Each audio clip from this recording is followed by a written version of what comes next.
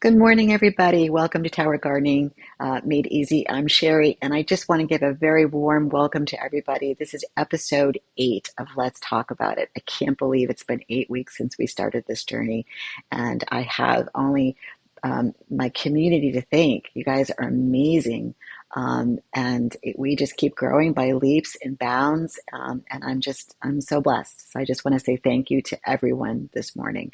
I've got a great show. That's going to happen right now. We're going to get right into this, and the first segment is kind of a taboo subject. So some people like to talk about it, and some people don't. But I'm gonna go there because I just think that we need to. And as gardeners, it'll be very interesting. So please stay tuned, and be sure to stay tuned to the end because I've got a person that I want to introduce. He doesn't know it yet, but I'm really going to get him on the show for an interview because what he's doing is just spectacular and he needs to be part of our community. So let's get into it and talk about it now.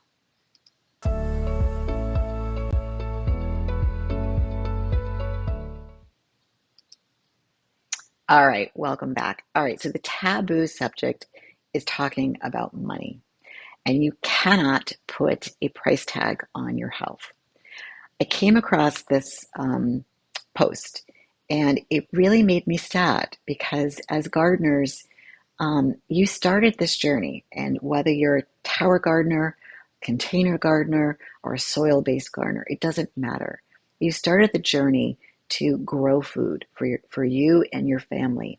And as a certified nutritionist, it's so important to really think about what you're putting in your body. I mean, you could just look down the street and see what's out there. Um, there are all kinds of different conditions, so I'm not going to pick on anybody here or talk politics. But our food industry is not doing what it should. And hopefully there'll be some changes made. But in the interim, you can take charge of this by growing some of your own food. If you've got chickens, they lay eggs. It's awesome. But we're going to stick to gardening. And this person was getting really discouraged and they made this investment. So they bought a tower, and they're not inexpensive if you're buying them through Tower Garden, or let's just say that you made them. You found something online and you went to Home Depot or Lowe's and you put it together yourself. That is your time. That is your investment into building your own hydroponic, aeroponic hybrid system. And it really made me sad because this person's like, I'm discouraged. So I want to break it down just a little bit further, okay, into like 3 phases. They go on to say that they can successfully grow greens and spinach and herbs, but then they skipped ahead to phase 2. So I'm still relatively new in this journey, and I will never be an expert because I just think that you never stop learning. Okay, when you do, that's a problem. I just think you constantly stay in that ebb and flow phase of just learning. And phase 1 is simple. It's simple. Growing greens. It's very easy to do in a tower, in a container, and outside. Um, it doesn't take a lot of skill, but it gives you and builds confidence, which that's what I didn't get. I'm like, you're successful with your greens. Now go to phase 2. And phase 2 would be your tomatoes, maybe some peppers, maybe even cucumbers. Well, that's like a 2-3 because you got to do some pollination there. And same thing with the tomato. But if you buy the right kinds, it really is the next step. Now, most people end up staying there on the towers because getting to that next phase is a little more difficult. So you might go back and forth. But whenever I start to feel defeated, like, oh, my zucchini is not growing, I go stick some seeds in some rock wall and I grow some lettuce because I know it grows really fast, and it's reassuring that what I'm doing is good for me, it's good for my family, and I can do this. It's not difficult. And yes, you made the investment, so keep going. Reach out to channels like mine, ask questions, go into forums, and kind of go in there with a lighthearted that some of the advice is good and some you might just have to run by somebody that you trust. Build friends, as gardeners, network. And it will give you the confidence to keep going and to reassure that your investment, the money that you spent, was well worth it. Don't give up, because it really, in the end, you cannot put a price tag on your health. You just can't. Grow your own vegetables, be independent from the grocery stores, be herbicide, pesticide free, and know that there's nothing going into your body that's going to harm you. You'll notice after a while when you're eating off of your towers or even off of your soil-based gardens, things in your body start to change, especially at an older age. You'll see like your skin feels softer, more radiant, a little more hydrated. You don't look dehydrated and kind of dried up a little bit. At 57, I don't wear a lot of makeup. So I just feel like that old saying, you are what you eat. And it really is true. I see people who eat a lot of garbage and I just go, to people, that are real true, that are gardeners, that I eat still, meats and proteins, but I still feel really, really good. And for the most part, I feel like I'm pretty healthy. So I want you to join me as well. So you cannot put a price tag on your health. So don't give up. Don't get discouraged. Just keep going on this journey and reach out to people that will help you. So I want to stay there, keep that, that flow, that wellness going of don't give up. Okay.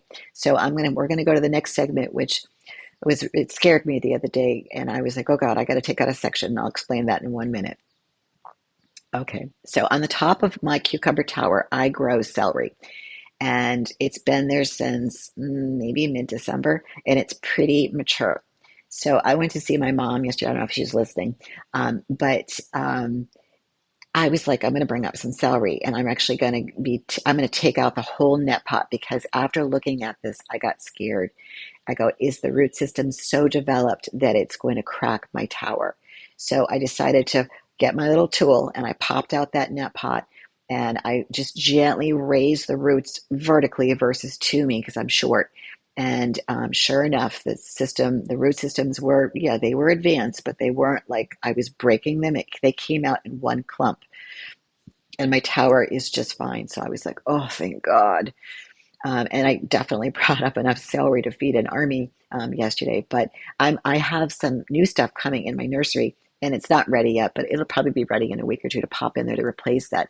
But I really got scared because I was like, I don't want to crack the tower. That means, I'm going to have to either replace that part or shorten it or do something to MacGyver it until I was able to get a new section from Tower Garden. But yeah, so be aware of what you're growing and make sure that you take it out in a timely fashion. This looks like this has been growing for a long time because you can see some of the older stuff that hadn't been pruned back. Now, I don't really prune my celery. I clip it because I use it all the time. Even when I'm down there and I'm hungry, I just clip off a couple stalks and eat them as I'm, doing stuff in the room. And I always clip from the outside. So if you've watched my videos that, kind of cut and come again method, that's what I do with celery. The same thing with lettuce, same thing with anything that has what they call a crown in the center. Clip out from the outside so that it continues to grow from the inside. So celery is one of those things you can grow from seed. It takes forever because it's one of those tiny little granular seeds.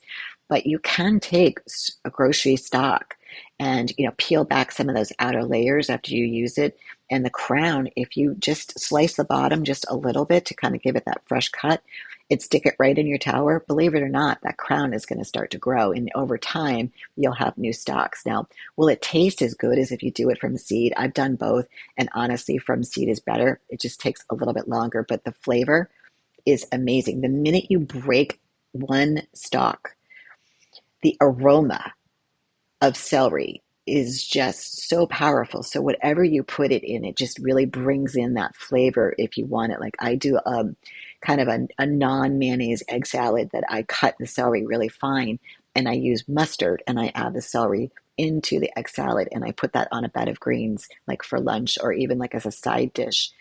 And it is amazing. So, that recipe is super easy. It's just a couple hard-boiled eggs, just a little bit of mustard and celery, and it's just really, really good. Give it a shot. But please, people, make sure that you prune back your celery. Don't let this happen. And if you're doing any type of root vegetables, which you really can't do a whole lot, but that kohlrabi, I think, is another one that I've seen that break towers too. So don't let it get super big. Let it, it's going to be on the smaller side. And get it out of there. Just rotate it so that your towers stay healthy, because these are your vehicles. These are your investments to growing food to keep you healthy. Because remember, you can't put a price tag on your health. So, okay, rotate, rotate, rotate. I love this one. What beautiful basil you have. So I love this picture because I have pool envy right now. We're putting a pool in our backyard. And right now it's nothing but a big pile of dirt. Ugh. And no one's been here this week, so I'm a little frustrated. So I saw this beautiful tower, and I just had to remind myself, be patient. And they are growing some beautiful basil, and they were talking about, like, what do I do with it? And someone else in the forum chimed in and said they make a lot of pesto, which is a great idea. So when I moved to my new home, I had this fridge. I call it a bougie fridge because you really can't, it's like counter depths. You really can't get a whole lot in there. And it's just me and my husband. We don't have a big family, but I can't imagine having a couple kids and two adults. You can't put anything in the fridge, and the freezer's not much better. So someone said, how can you make a bunch of pesto and then store it? And I loved the answer. So what you do is make your pesto, find a recipe. I don't have one because I don't do a whole lot of basil in my towers and or do pesto. But what you can do is go ahead and make a big batch of it, find a recipe online, and take your Ziploc bags and put some, just lay it flat. So think of the Ziploc on the counter. You put it in there as a liquid and then seal it shut. Now in your freezer, lay the Ziploc bags on top of each other so they don't take up a lot of room. And you can't put glass, obviously, in your freezer because it will crack. So you have this pile of Ziploc bags. I'm going over the camera here. And they're like this because that's probably like, I don't know, maybe like five or six. And it doesn't take up a whole lot of room. And then you can put stuff on top of it. You take out one bag and it's just enough for whatever dish you're going to use. So I just loved that comment. I thought it was genius. And then I know somebody who does soup that way. Believe it or not, they take two Ziplocs. So they put the soup in one after it cools, and they zip it, and then they put it into another one just in case it drips. And they lay it down and they freeze it. So they just take it out and then they stick it into some warm water, and then they put it into a dish and stick it in the microwave. And I was like, that's genius. Like, they just portion control their soups, so it's a serving size, and when they need a meal, they go get it and they cook it. So, like, kudos to them. I just love that. Another tip I have for you too, like, if anyone has bought the meatball book that I made, if you make the meatballs in batches, same thing, roll them up after they're done cooking, cook them, and then put them into the Ziploc bags. Just stack them into rows in the Ziploc, and then zip the bag. And then at the very end, take a straw and insert it, and suck out the rest of the air. So what happens is the Ziploc bags, it kind of like forms over the meatballs, and then you lay it flat in your freezer till it freezes. And then when you need the meatballs, you open the bag and they're not stuck together. So that was another trick that I learned with the zippies and a straw. So all these fun things with cooking. So if you haven't tried that meatball book, you can buy it on my website, download it. Very, very easy, but it's got some really good meatballs. The meat ones are super, super yummy, and they're all very, very healthy. So go ahead and give that a shot. All right. Mother Nature is magical. Yes, it is, I have to say. I loved this picture. So in here, you've got tomato flowers, and they're huge. I mean, they're just massive. I don't even know what kind of tomato that is, but it's a big flower. And if you look right where her fingers are, or his fingers, it's like a double ball, which means you're going to get like a twin tomato. Uh, and it's so pretty. Like, I just love seeing things like that. So I'm going to be doing a video very soon. If you've watched the update, which is from clone to flower in 2 weeks, the next segment will be, I think it's been 2 weeks. I got to check the time. 2 weeks from flower. I actually have very small to medium sized green cherry tomatoes on the new tower, tomato tower. And I'm just amazed how fast that happened. So in 1 month, we went from clone to fruit, like actual fruit. It's not ripe yet. It's green, but it's there. So I'll be doing that video very, very shortly. I just wanted to get a little bit bigger to show you. But I mean, I would say they'd probably be ready to eat maybe in 3, 4 weeks when they completely ripen. But yeah, I was very, very impressed with that method, and would do it all over again. I'll never do tomatoes from seed ever again. I will just take it off existing towers, clone them, and then throw them into a fresh tower to get them going. It cuts down so much time, and I just want to grow food. I'm not looking for houseplants and being pretty. I want tomatoes, ripe tomatoes that I can go downstairs at any point into my cellar, which is my grocery store, and pull off what I need for dinner or snack. Okay. So Mother Nature, she's really beautiful. All right. School is out for the summer. Advice needed for the end of school year. This is so upsetting. All right, so they've got 3 indoor towers that will be somehow taken apart and cleaned at the end of May. I have lettuce, some strawberries, cherry tomatoes doing really well. Sad to see them go, um, but they're in a building and no one will be there. So what can they do? So here's what my recommendation. If anyone is like, say, my snowbirds down in Florida that are coming back up, I've seen people clean out their towers, and I don't know what they're doing with their seedlings or whatnot, but you literally can put them into soil. So you can take what you need off of the tower and try to get as much of the root as possible, and then have your containers with the soil right there, and go ahead and go from wet root into soil. Now, don't stockpile them, meaning like don't take them out of the tower and say, I'll plant them tomorrow.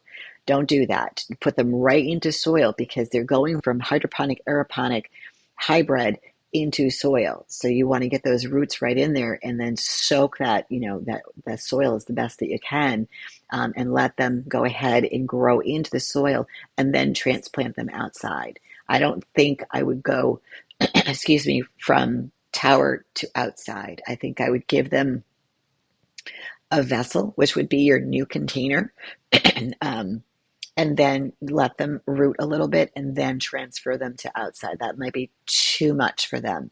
So definitely don't throw them out. Try to salvage as much as you possibly can so that you can save what's on those towers. And then the other thing I would do is when you take your towers apart, you're going to store them. Make sure you really, really clean them. Clean them well. Don't just, okay, I took them apart. That looks really good, and then stack them. Because if you don't scrub off the excess nutrients or the algae, when you go back to set the towers up, they're just really gross. And the same thing with the pump. Look at the pump. Make sure there's no like roots that are stuck in there. Examine everything. That little blue pipe that's in there. Make sure that that's still really working well.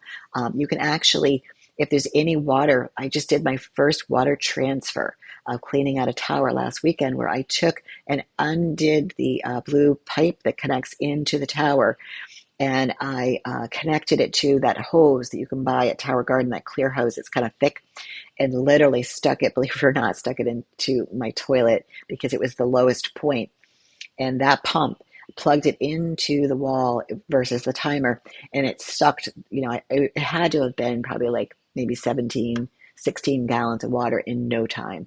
And then I reversed it, cleaned the pipe, and then I just put the pump in that little bathroom sink that I have where I get my water, and I filled it to the best of my ability, and then I reversed it, and the pump was sucking water that was coming out of the faucet, and then returned the clean water into the basin after I cleaned the whole tower. So I was getting a little nervous as to how I was going to do that, but that really was the best way, and it really wasn't very messy. The strawberry tower is now clean. I'm growing some round zucchini squash in the nursery right now. So I did a video last Saturday, it's so sad, that was just basically watching me for 6 hours do stuff in that room. Like I cleaned, did water, did nutrients, cleaned the entire tower, put it back together, and then I went to go get the content off of the SD card, and for some strange reason, it's not there. So that was kind of a bummer. So I think the next time I do that, I will make sure that I'm doing it with a different kind of camera. And that way you guys can see what I was doing, because that was quite the day. You guys haven't seen what's going on there, and I need to get down there. The pepper tower is like completely, I won't say completely, it's three-quarters clean. I took it all the way down, and I'm going to be doing a video later today about taking local nursery pepper plants and how to make them into aeroponics. You definitely want to stay tuned for that. So to go back to school is out for the summer, it's very basic. Just clean them, put them aside, make sure things are working really well, and keep them in an area where they don't get too hot. You don't want the pub to kick out on you. So yes, so that's what I would do. So let's go ahead. Let's move on. So when should you turn over your tower? This is a really good question. So we were just touching on that just a second ago with the strawberry tower. So the strawberry tower for the longest time had been like a thorn, and I grew them from seed. And it's very difficult to do that because they're very small and they grow very slow. But I was determined, like I was going to make this happen, and I did. So I was able to fill up a whole tower with a specific strawberry that I got from Tentacle Interest, and they did pretty well. They're not your typical strawberry; they were smaller variety, and I learned that. Then I trimmed the whole thing back, and they got a little bit bigger, but still not big enough to really warrant that tower being completely taken over. So I made a judgment call. Even the new stuff on the top, I just said, you know what? It's just not enough food. I'd rather take everything apart and clean it stem to stern and put something there. So I'm looking at this tower, and they're asking, advice. They're doing peas, which they're very pretty, and the tower actually looks really, really gorgeous just as a house plant, but it's not really doing anything. So you're spending a lot of money, again, your investment, on nutrients, pH, and again, your time, and it's not really doing anything. So my advice, if you're at this stage and your tower's not producing, you can try to trim it back. So my bigger tomato tower, again, on this video from Saturday, I gave it a really good haircut and I trimmed it way back, including the height of it. So right now, I won't say it's stunted, but it's just kind of like, whoa. It's like after you have super long hair and then you cut it short, you're like, look in the mirror and you're like, yeah. So it's, I think, going through a little bit of a shock phase. And I've got tons of tomatoes I need to harvest.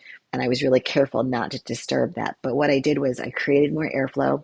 I created less foliage and forcing it to grow little suckers that will then produce flowers. So instead of ripping that one completely apart, I decided to revive it because I still have tomatoes everywhere in different forms, completely ripe to completely green and flowering. So I'm going to leave that one alone, and you guys will see that one, relatively soon. I need to do a tour down there for you. Um, so, don't take, if it's producing food, don't take it apart. Try to revive it. But if it's not producing anything and it's just taking up space and time and minerals and, the pH, I say get rid of it and start over. But before you do, get something started in your nursery to replace it. And, again, our towers need to be turned over in terms of cleaning the bottom, the reservoirs, and the sections. I would say every 4 to 5 months. You really want to get in there and make sure that when you're taking it apart, um, you're getting everything and you're scrubbing really, really well. Don't use harsh chemicals. Try to use, just basic cleaners that are not going to harm anything. Keep it organic, because you don't want that resin. So when I was cleaning out the tower this weekend, there, was some stuff on the bottom, and I wanted to get it all out, and I just did it with a very mild soap and water, and then I kind of wiped out some of the goo, and then it was good to go.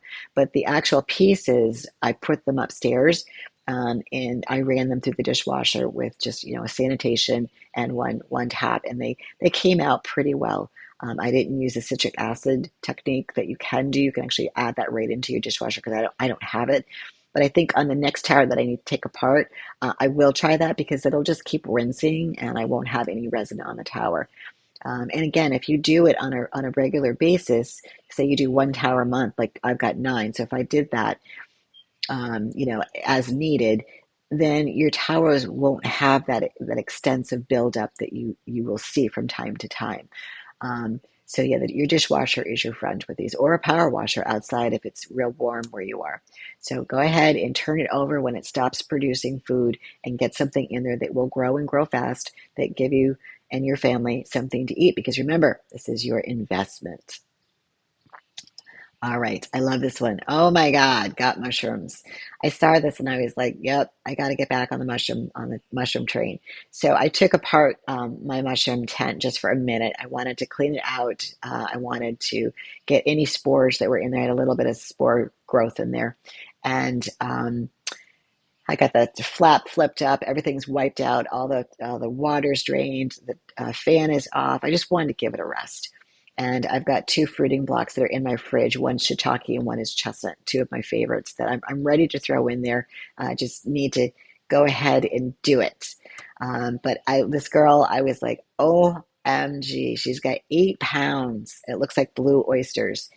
I'm like, what are you going to do with 8 pounds? You've got to just dry these suckers because it's they're huge. I'm looking at this whole tray going, yeah, you got to break them down and either dehydrate them and can them or bag them. But that's a lot of mushrooms. I couldn't imagine what she was growing them in. It had to have been on several fruiting blocks or something. Maybe she used one of those mono tubs, which you're able to grow a lot of food in those. So, but yeah, I don't know how I would do that. Some of my yields are, they're like 5, 6 pounds, and it goes into the brown paper bags I put in my fridge. And again, my crazy bougie fridge, I don't have the room. I end up giving them to neighbors and friends because I can't get through them. So, yep, got to get back on the mushrooms because that just is. I love them and they're so good for you. They really are. You can put them in over anything. All right, let's get into this. All right, too big to handle. Last week we touched base on this a little bit. Now, there's things that you can grow in your tower, and there's certain things, at least to me, that should stay in the soil. And here's why. I keep saying your tower is your investment. And I look at the net pots that are on your tower, and your baby green section is prime real estate. Think of Monopoly. Think of that one area that's just prime real estate. And last week we touched on someone had something growing and it was taking over a lot of the tower. And broccoli is one of them. Cabbage is another one. What you're going to grow versus what you're going to yield are two different things. And what I mean by that is your broccoli is going to get like massive with the leaves. And then what it's going to yield is this teeny tiny head that can barely feed one person. So you're better off taking these large leafed vegetables like the cabbage, like the broccoli, and grow them outside. I would not take up half of a tower to grow a head of lettuce or a head of broccoli that's that big. It's not worth it. I mean, some people have juiced their leaves. Sorry, let me just scratch my eye. The pollen today down in Newport is really, really big. And as you can see, I have the door open behind me. It's thick down here. Um, so they juice the leaves. I don't have a juicer. That's not something that I do. But if you're doing that, then okay, then that's different. You're using it for food. But I don't do that. So for me, I don't see the purpose of taking up the whole side of the tower. If you watched one of my videos about saying goodbye to the mammoth squash, same thing. This plant took over and it was wrapping itself around the side to the front to the other side, and I just said it's not worth it. It's only growing me like 1, 2 summer squash, and it's taking up like literally had to have been 4 to 6 net pots. So I just said nope, time to go. So you really just need to make that judgment call. Again, go back to these are not house plants. These are vehicles to grow food. So it's your call. Maybe you do it once for fun, take some pictures and post it on Instagram. But then you got to pull your tower apart because it's so big. So that root system is probably everywhere within those components. So grow wisely, and grow a lot. So that's my call on that one. Too big to handle, grow it outside. Okay. All right. I'm obsessed with this. I'm going to grow these. They're called patty pan squash. And we touched on these, what was it, last week, the week before. And this is the update picture from this individual that they grew. I'm like, they were teeny tiny. And it's been 2 weeks. I'm like, so it's like a typical squash. Once they are fertilized, pollinated, I should say, they grow like crazy. So I got to do this. I got to get some seeds. I got to get them going and then put them in the tower somewhere because like they look like little aliens. But I bet they're really good. I bet they're really good. So I mean, I love the flowers. I love the leaves and the stalks. But this is 2 weeks worth of growth. So yeah, I'm definitely on that. Gonna do that. So if anybody out there is growing these patty pan and you know anything about them, let me know because I gotta grow these. All right, let's move on. Oh, the living is large. We did a little thing on frogs a few weeks ago, but this one is not just a little green frog. This is a big one. This is like a toad. So, the condo living, oh dear, the living is large. So, I'm going to tell you about my old house up in Massachusetts, and we lived on an edge of a conservatory land, and we had these big frogs, and frogs love water. Okay. And so I had this like hose, and it had those the hose goes into a container where you just use a handle to roll it back, and it had like a teeny tiny leak. So every time you turned it on, it just was a slow drip leak, and inevitably these toads are really loud, and I could hear him or them, and I'm like, damn, the frogs are back. And they would go underneath the hose and they would stay there because it was safe from critters. They had water, and they had, I'm sure, little bugs, little ants that were on the ground that they were probably eating. They were very happy in there, but they were so loud that I would literally have to pick them up and move them. But here's the funny thing about these guys, they're really smart. So if you don't relocate them far away, they come back and they continue to come back. And then they have babies, and then the babies come back. So that's what was happening to me. I had so many frogs everywhere. It was crazy. So I had to pick these big frogs up with gloves, put them into a little towel, and believe it or not, we had little bodies of water, little ponds. There were a couple that I put in a box, and I brought them down to this nearest little stream pond that we had, and I relocated them there, and then got rid of them. But because the guy behind me had a small, like, it was like a makeshift pond because our water table was so high that every year I'd get them. So when I saw this, I was like, frogs. So what do you do with this? You take them out, get some gloves, take them out, and you really need to move him far away. Don't just put him on the lawn and say, goodbye, little friend, because you'll find him right back into the net pot the next day. And then obviously, if you've got the tower outside, put something in the net pot so he can't go back in there. However, they can have babies, and the babies then can go through the cracks of the net pot, and like I think they would be called tadpoles, and they will attach themselves. They'll stay in the reservoir, and they will eat the roots that are in the reservoir for food. And it's like the perfect ecosystem. And then they just grow.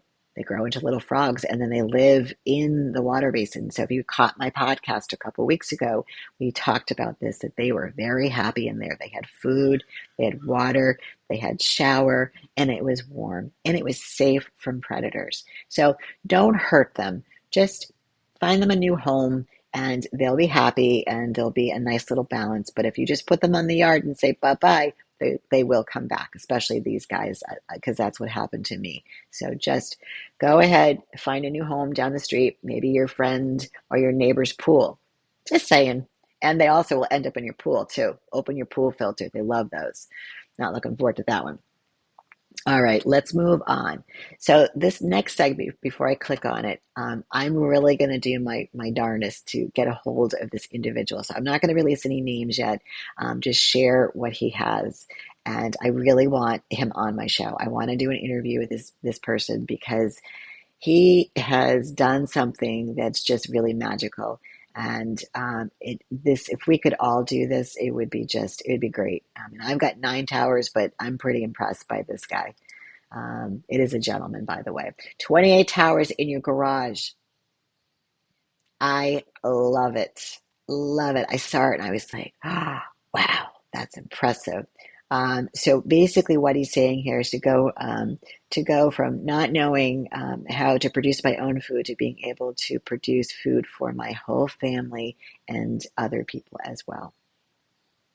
I just love it. When you look at this picture, he's got greens, he's got peppers, he's got so much stuff.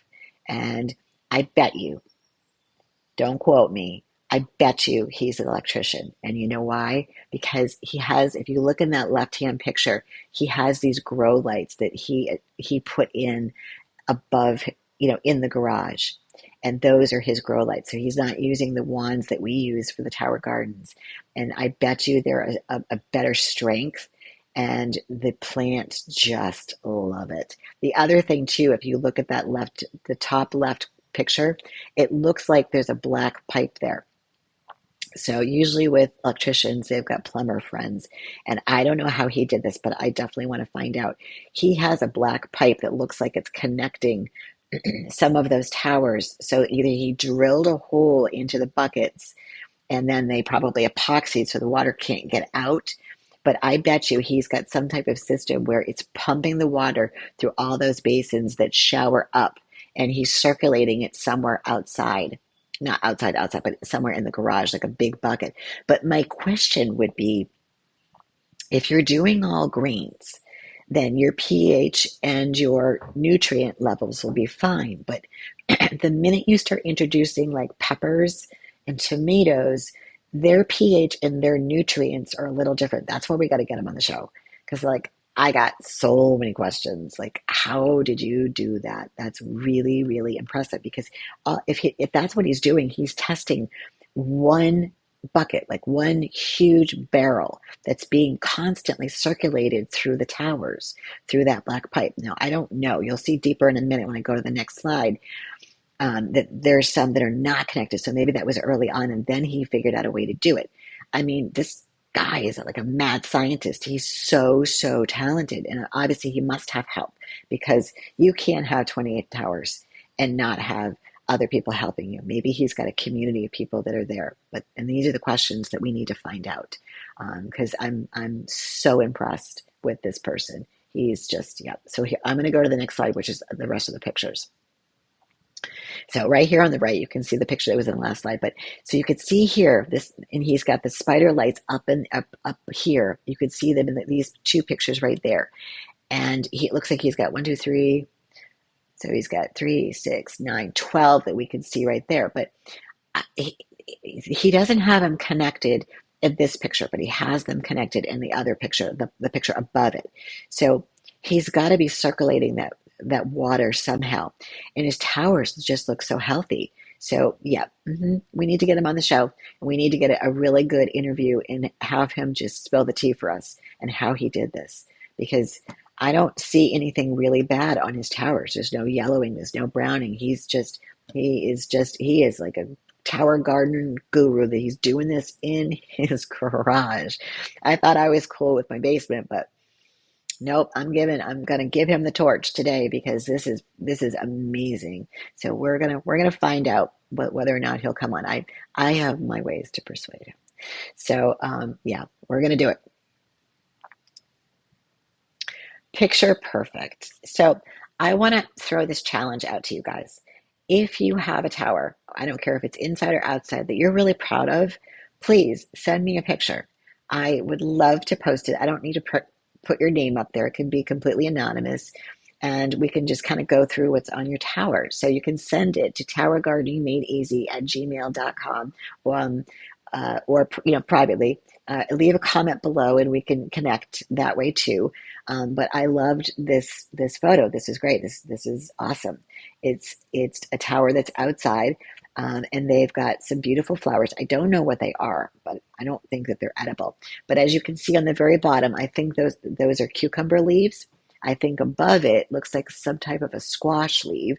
and then more of those edible flowers. And if you look to the top of the tower to the right, that looks to be like maybe some like purple kale or maybe a cabbage.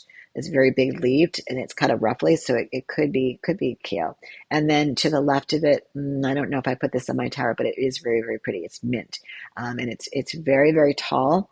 And you can see there's like one, two, three, four, maybe five stalks that are super, super tall, which means that mint is going to bolt. So I would definitely trim that back. But it's just beautiful. Like it just has, like a message that it's just super healthy. The person is enjoying it. It's giving them wellness. They're enjoying their investment, and they're able to hopefully harvest some food off of that. And definitely the mint, use it in a cocktail or do some oils with it. So yeah, that's amazing. So I'm going to go to my last slide, and it's something that I will post in a video very soon. I want to get a little more footage, but I just thought it would be kind of get a sneak peek. So if you are watching the podcast and staying up with it, you guys will see it first. So y'all know that I'm doing the time lapse, and I'm doing it on various things. I've done it on arugula and uh, another one. I forget which one I did, but I posted both a lettuce and I don't forget what it was.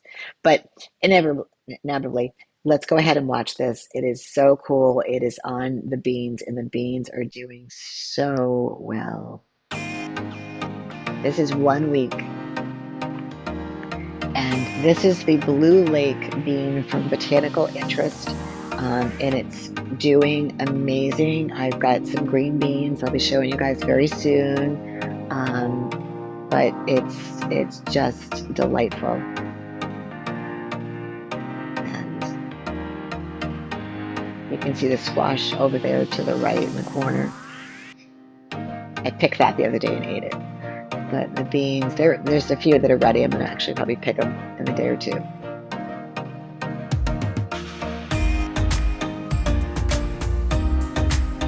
And the camera's kind of nestled up in there on top of the reservoir. And I check it from time to time, and I just thought, yeah, this is enough footage to share for right now. I'm gonna let it go a little bit longer and then post it on YouTube in a video. But I just thought I would share it with you guys who follow the podcast. You get to see it first, but the flowers are beautiful. You can start to see some of the beans forming. Actually, you need to probably go downstairs and clean up because the flowers are all over the floor. That happens when they go to the bean portion where they start to grow. So this is I love those little cameras. They're awesome. So thank you so much for joining me today on episode 8. If you guys have anything that you want me to look into or research or questions, please comment below. Join me next Wednesday, same time at 11 o'clock. We'll put another show, and I really definitely want to get this person on to interview. Um, we got to get this person to spill the tea and what he's doing, because it's just amazing the amount of food and how healthy those towers are. So thank you so much for tuning in today. This will be reposted in a little bit. You can see it on YouTube, and I will definitely add in the chapters and answer any questions that you guys have. But we'll see you next week. Thanks for tuning in.